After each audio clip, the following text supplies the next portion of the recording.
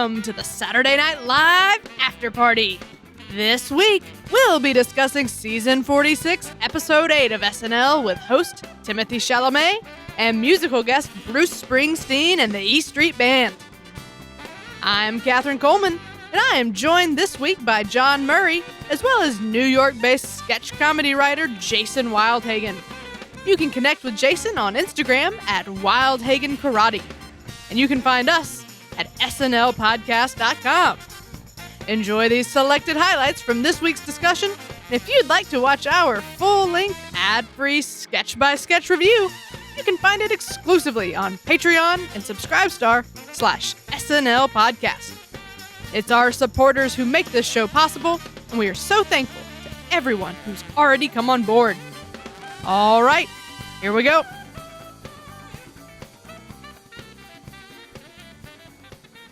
So this week's episode had a strong first-time host, tons of airtime for our featured players, and maybe even an emerging comedy duo in Tim and Pete. And we'll have plenty to say about that in just a minute, but first, let's welcome Jason to the podcast. Thank you. Hi, Jason. It's a pleasure to be here, guys. Thanks for having me. I'm so happy to have you here. Jason's a old friend of mine from UCB, and he actually joined us over the summer to talk some vintage SNL. But for any of our listeners who weren't around in the off-season, Jason, why don't you tell us a little bit about your sketch cred and how on earth you are qualified to critique the institution that is SNL? All right. Well, I've been writing sketch comedy since I moved to New York in 2017. I studied at UCB and the Magnet Theater and have written and performed for shows at both of those theaters. I'm currently a writer for a team called Give the Baby a Knife, which is a team in the Boogie Manja sketch comedy collective. We used to perform once a month at the People's Improv Theater in Manhattan, but since COVID, we've been putting shows online at Twitch TV/Boogie Manja. In terms of how I'm qualified to critique Saturday Night Live episodes, I guess it's just years of practice. Long, history of watching SNL. The first casts that I remember really falling in love with as a kid, were, the Dana Carvey, Mike Myers, Chris Farley casts. And so, it's just fun to be able to talk about the show with you guys. Merry Christmas, baby. Are you kidding me, Nathan? Did you seriously buy a car without asking me? Well, because for Christmas... This is a major purchase! It's a December to remember when Nathan surprises his wife with a Lexus that they can't afford. So Jason, good commercial parody. What'd you think? This was a big win for me. I loved this sketch. I mean, maybe it's because I hate, Christmas car commercial, and to see them spoof it so perfectly with, the wife being like, "What are you doing? We can't afford this." Right. And watching this guy, Beck Bennett's character, just spiral. It was fantastic. And it looked like a Lexus commercial. It was shot and framed and lit just like, any other Lexus commercial that you would see on TV. And I think that made, the contrast with the jokes really land very well. Yeah, definitely. The first 45 seconds of this, if you could easily think was a real Lexus commercial before it takes that turn.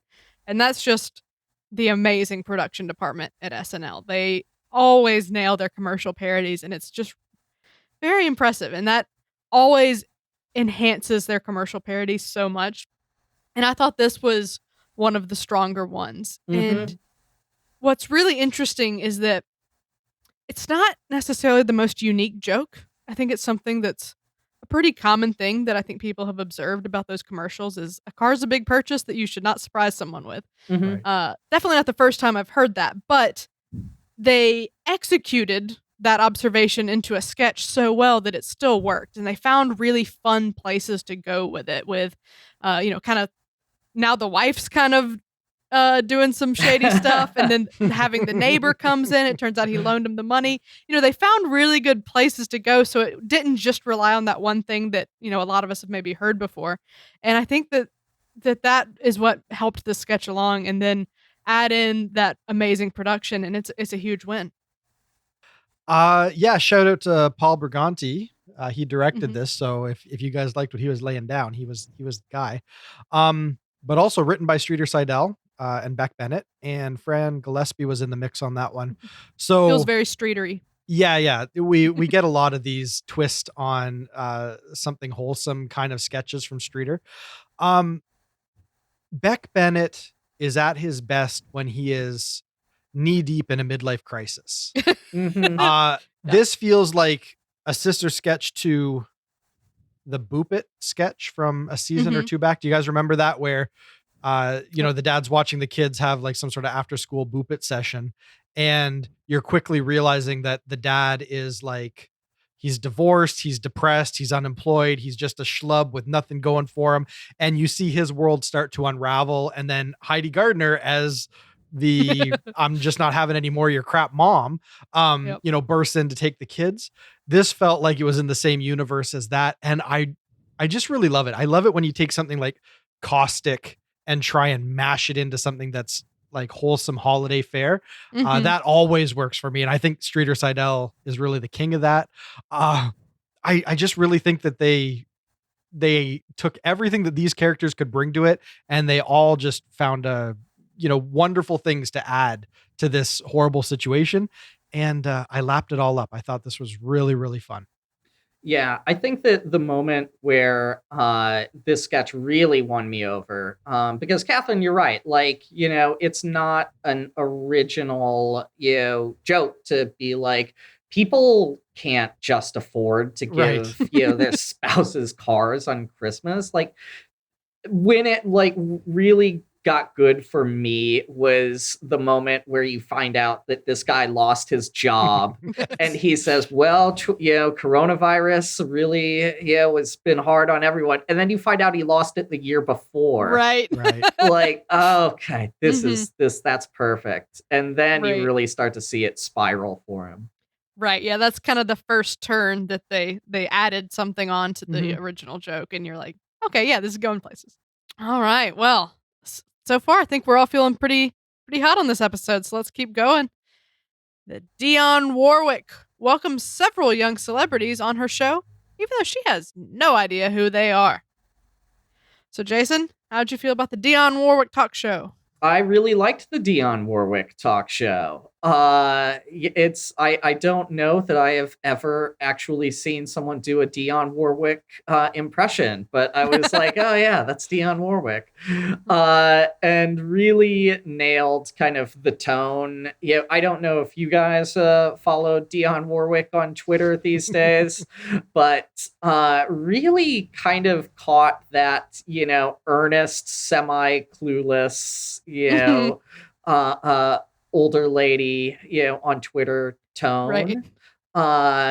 And yeah, there were a lot of great jokes. The impressions of the guests were pretty good. Some of them a little bit more fleeting than I would have liked. Would have liked to see Mhm. a little bit more of Pete Davidson's Machine Gun Kelly, which seemed to Yep. last for like 2 seconds. Right. But overall, I thought that this was a successful sketch. Yeah, I have kind of a lot of thoughts on this one, and you started to touch on one there, Jason, of that. Mhm. So it starts off. It's the Dionne Warwick talk show, Mhm. which is not a thing that exists. No.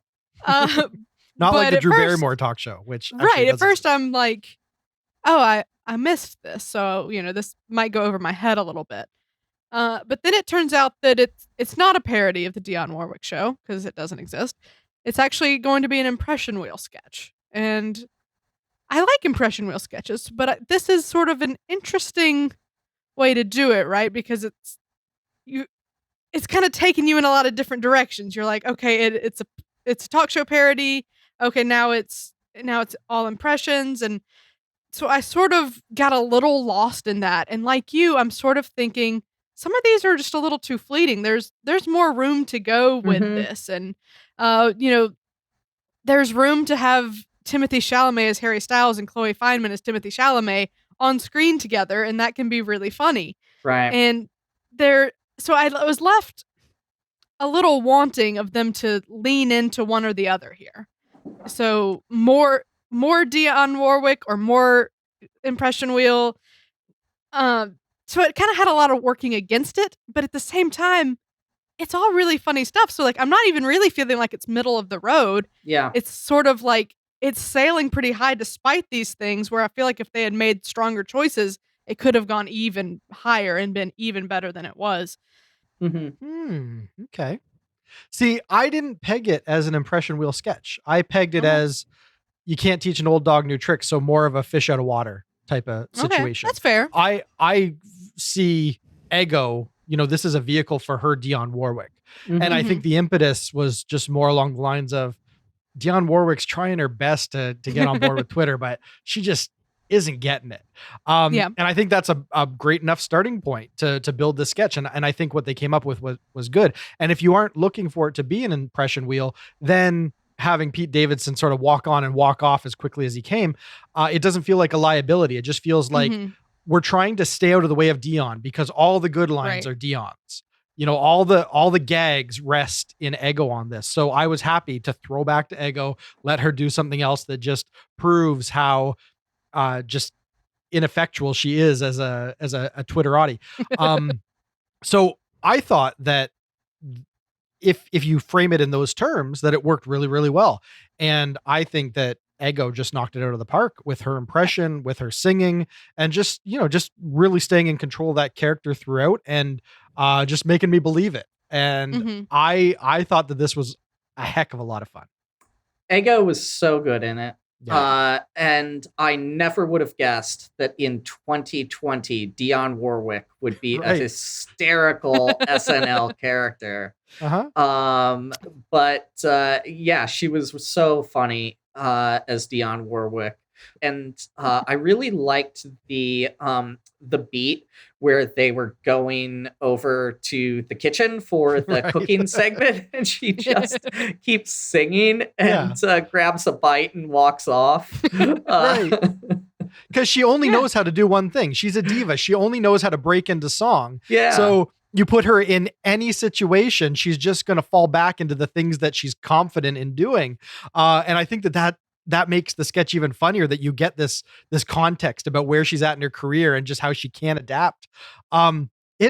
It was really, really fun. I think you make a good point, John, and that maybe I am framing it wrong. That's because it's all about Dionne and these young celebrities that she doesn't really understand.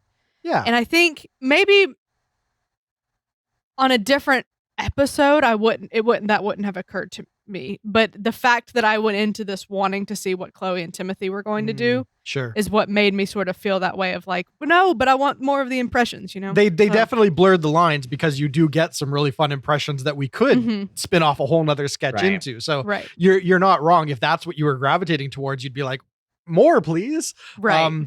But yeah, I felt like Ego was strong enough that I was happy to go back to her, and we'll revisit Timothée Chalamet another time. We've already seen him before, and I'm sure we'll see him again, or at least Chloe Fineman's take on him. Right.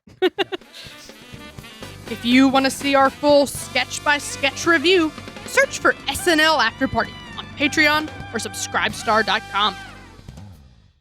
Let's talk about the moment of the night. John, how about you go first? What's your moment? Oh, gee, the first half had so many good moments. You know what? I'm going to give it to the reveal of Tiny Horse, because the first 30 seconds of that sketch is, Pa, why can't you trust me? You trust me with the hogs. You got to trust me with whatever's going on.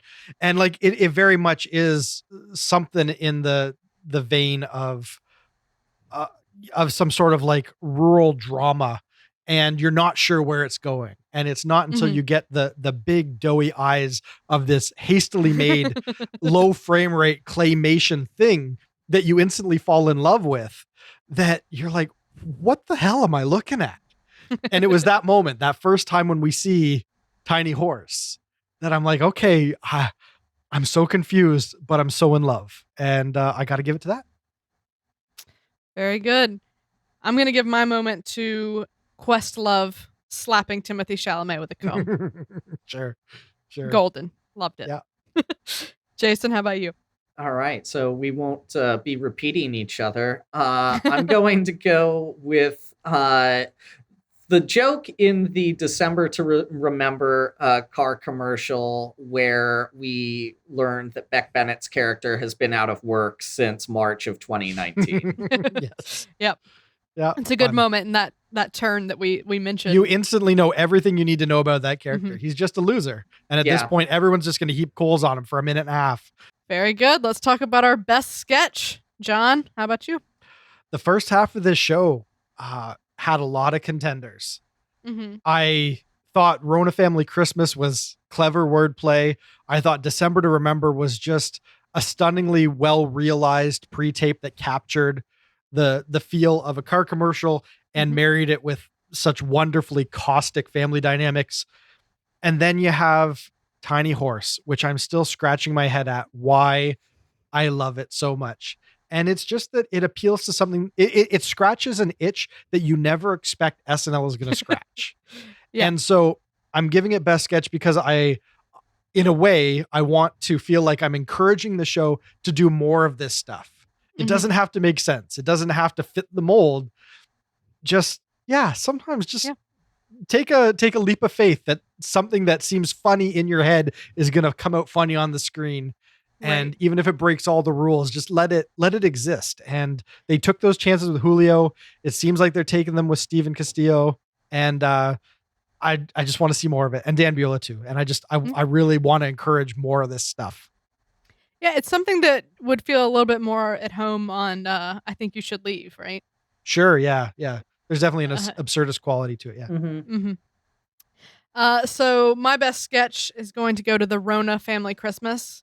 Yep. I just think that was a great idea that they took to fantastic places and was executed really, really well. So definite high point. I really loved that one. Jason, what's your best sketch?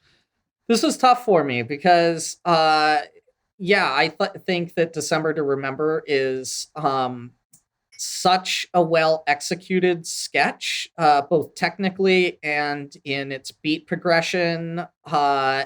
Really, really funny jokes, well acted, all of that. But when I think about this episode, I'm going to think about Tiny Horse. Sure. It's fair. So I have to give it to Tiny Horse for all the reasons that John mentioned. That's fair. It definitely is a standout because it's so funny, but also like you said, because it's not what you expect. So It's inscrutable. And that Yeah. it's so satisfying. Mhm. Yeah, absolutely. I think that's a very fair choice. Let's talk about our MVP. John, who are you going to give it to? I think there's a case to be made for Heidi. I think there's a case to be made for Pete, but I'm giving it to Melissa because we haven't seen enough of her this season. And sometimes when you make the play, when you just knock one out of the park, that's all I'm looking for. And I was happy to see her at the desk. And I don't know, anyone that keeps close tabs on the cast knows Melissa's had a rough year. Like COVID's hit us all kind of hard. But she feels things, we're all human. And I was just really ready for her to get a big win on the show. Mhm. And I love to see it. And I don't feel like it's a sympathy vote because she knocked it out of the park. She Like, did. Yeah. if she didn't do the job, I wouldn't give it to her, but she Yep. really made the play. She really, really nailed her dolly. And I had a lot of fun with that. And just the added meta, knowing that this is just something that I wanted Melissa to have. So Melissa, you're my girl tonight. Yeah, she was also did a great job, smaller parts, but in the the Spanish influenza Right. and as William Eyelash. Yep. So yeah, Melissa had a good night, and I was really glad to see Melissa not just knock it out of the park in that one thing, but be pretty present in the episode. Mhm. But I think I'm going to give it to Timothy. I That's think it's his first time here, and I think he did a really, really phenomenal job. He super competent monologue that was charming and confident, and then some just great acting chops in like Rona Family Christmas and Tiny Horse. Yep. You know, bringing us that drama, and then getting to see his silly side with stuff like the Wraparound Table. So I think he's a host that really stood out in the sense that you're like, oh yeah, I'm seeing Timothy everywhere, and he's doing a fantastic job in everything. He really So- did. He really did. Yeah, I think he knocked it out of the park, and I can't wait to see him back again. Oh, he'll be back. Jason, who's your MVP?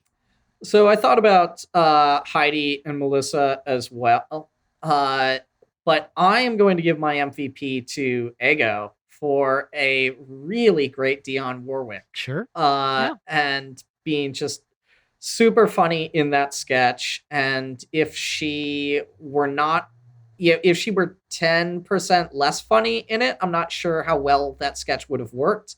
But I thought that she was fantastic, and she carried that sketch. And so that's who I'm giving it to. Yep. Yeah, I feel like Ego was great from the start, but she's really coming into being an up and coming star of the show. And Yeah. you know, I've seen her embracing some promotions on Instagram too, so she's getting some attention outside of the show, and I'm really glad to see that, because I think she is fantastic. Yep. Let's get into the big one. On a scale of classic, great, decent, weak, or train wreck, how would you rate this episode? Jason, we'll do you first. I'm this time. first. Oh man, the pressure is on. I would rate this a great episode. I'm not quite sure that I'm willing to give it the classic label, but this was a very, very strong episode. The cake competition being kind of the only sketch that didn't work for me, and maybe that's why I'm not comfortable giving it the top mark. But yeah, I'll probably rewatch this show, this episode at some point. And for me to say that, I think it has to be a great episode. Definitely. I think this one is a hard great. Definitely. Or sorry. I An meant easy that grade. like it's an Yes. easy grade, but like also it's like it's hard great. Like it's very firmly a great Solid episode. great. I Yep. don't know. Yes. Yep. There we go. Yep. Solid's the word I needed. So it had so much working for it. I was very nearly gave it a classic. But I think Dr. We Notice and the holiday baking one kind of pulled it down. And then, like I said, I was a little bit more iffy on Sports Max. So a back half that wasn't as even as that first half, kind of kept it from being a classic. But it's a great, and it's a really, really good great. So that's where I'm landing. John, how about you? I think it just barely gets over the line into great territory, personally. I think this episode, more than any other episode we've seen this season, to me, feels like true SNL in its pacing, in just getting what you expect to get from an SNL episode. I think we had a serviceable cold open. I think we had a monologue that makes you root for the host. I think we had a killer front half of the show where they front loaded all their best material to really just get you jazzed. We had a super competent musical guest that just always delivers. And we had a little bit of weakness in Weekend Update, and we had a little bit of weakness in the back half, an uneven back half. But is there enough material in there to make a really, really solid 1 hour outing of SNL vintage at 10 p.m.? Absolutely. And by that standard, I think you got a great episode that we're going to see in rerun rotation fairly often. Very good. Well, I think we're all pretty hot on this episode. Timothée good one. Chalamet did a great job, and He will be back. Great. He will seemed be like he had so absolutely, much fun. yeah. Super strong sketches and a very fun night. So, Jason, thanks so much for being here. I loved having you. It was a pleasure. It was great Yeah. to talk about this episode with you guys.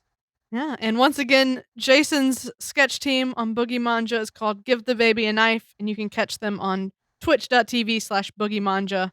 You'll be back, you said, in February? In February, yes. Very Spell Boogie Manja. BOOGIMANJA. Okay. Isn't there an E in there? Halfway through, I was not sure if I was going to be able to pull it off. Okay, search for that and hopefully you'll get somewhere in the You'll get realm of something. their stuff. Absolutely. Okay. Yeah, you'll end up in the boogie verse. Very good. Well, that's a wrap. Thanks to Jason Wildhagen and John Murray. And thanks as well to our most generous patrons, Sam Bowers, Neil Weinstein, Justin Gardner, Carissa Eubank, and Brian Clark.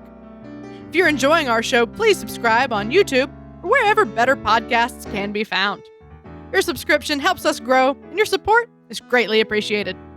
We'll be back in 1 week when SNL returns with host Kristen Wiig and musical guest Dua Lipa. But until then, this has been episode number 123 of the Saturday Night Live Afterparty podcast. I'm Catherine Coleman. That's my story, and I'm sticking to it.